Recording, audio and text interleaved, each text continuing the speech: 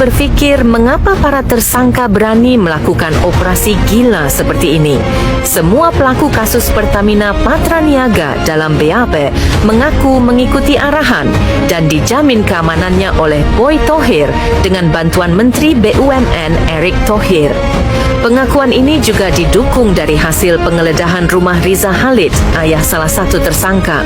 Kejagung berhasil mengumpulkan barang bukti termasuk catatan keuangan dan dokumen yang menyatakan keterlibatan Boy Thohir dan beberapa tokoh berpengaruh lainnya. Jaringan terorganisir Erick Thohir berperan untuk menjamin keamanan operasi Patraniaga dengan mengikutkan Karyoto, Kapolda Metro Jaya, dan mantan Deputi Penindakan KPK. Sementara itu, Erick juga membawa Boy Thohir dan Riza Khalid untuk mengelola operasional impor dan oplos BBM yang dilakukan melalui anak Riza, Kerry Adrianto. Operasi ini juga memiliki narah hubung, yaitu Arya Sinulinga Stafsus BUMN dan tangan kanan Erick dan Boy Thohir serta 2 juru kirim Hussein. Uang hasil tipu daya berdasarkan bukti catatan dan dokumen hasil penggeledahan rumah Riza Khalid.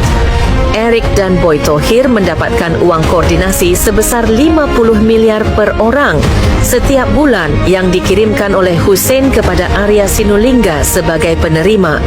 Catatan dan dokumen tersebut juga berisikan pengiriman uang pengamanan dan koordinasi berbentuk sumbangan sebesar 25 miliar setiap bulan. Uang ini dikirimkan oleh Fahd Al-Rafiq kepada Karyoto, Kapolda Metro Jaya. Gesekan antar institusi semakin kuat setelah Kejagung menggeledah rumah Riza Khalid. Hal ini dikarenakan pada penggeledahan tersebut, Kejagung menemukan bukti keterlibatan Karyoto, mantan Deputi Penindakan KPK.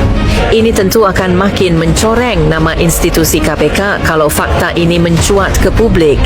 Jika Kejagung terus menyorot kasus Pertamina, ini akan membuktikan apakah Pak Prabowo pemimpin tegas yang berani membasmi korupsi di Indonesia. Ini bangunan apa itu? Ya. Ada 2 Sumur. Ini sumur apa? sumur ini produksi buat Produksi. Ngambil air dari sungai. airnya dari bawah tanah, Pak. Oh, airnya dari bawah tanah. Kan sipa. Bukan itu. air permukaan. Bukan sipa, Pak. Oke, air bawah tanahnya ngambil sumbernya dari Dalam. di bor, Pak. Di bor. Ini di bor ngambil airnya. Kan air tanah. Ini di bor. Nggak akan ngepek pada pergeseran tanah. Ya, hari kan dari SIPA kita keluar termasuk dari pengawasnya. Enggak. Makanya saya hitungan ini saya. Ini kan airnya di bor. Dikira oleh saya air permukaan. Air permukaan itu air sungai. Ya. Atau air dari mata air. Oh, jadi ini bukan air mata air ya? Tanah dalam. Tanah dalam. Tanah dalam. Berarti kategorinya sumur pompa dalam. Ya kan? Berarti izinnya provinsi dong. Jujur ya, seumur-umur baru tahu gitu. Ternyata air mineral yang paling bonafit, yang paling punya nama, yang orang kalau beli air kemasan mineral pasti menyebut merek ini. Ternyata dikira dari pegunungan langsung. Taunya ngebor aja kayak air sumur. Sementara jargonnya juga ya air murni 100% air pegunungan.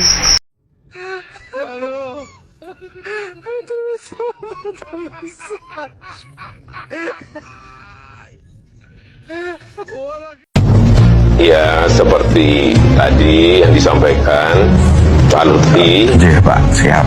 itu nanti jadi di Jawa Tengah itu bisa dia di masuk kabinet Pak Presiden Siap. Prabowo, lalu nanti biar Kaisang yang di Jawa Tengah itu Siap. Buat saya resah, yang harus dipikirkan adalah bocornya percakapan Jokowi dengan Taj Yassin soal akan digantinya Lutfi setelah terpilih. Jadi kayaknya Jokowi menunggu usia anak bungsunya si Kaisang itu memenuhi syarat untuk menjadi Gubernur Jawa Tengah. Jokowi menerima aliran judul dari Sambo. Yang kedua. Yang ketiga, suara Prabowo Gibran pada Pilpres 2024 adalah 35%, bukan 58%. Yang keempat, Ibu Iriana minta Gibran harus jadi wapres dengan cara apapun.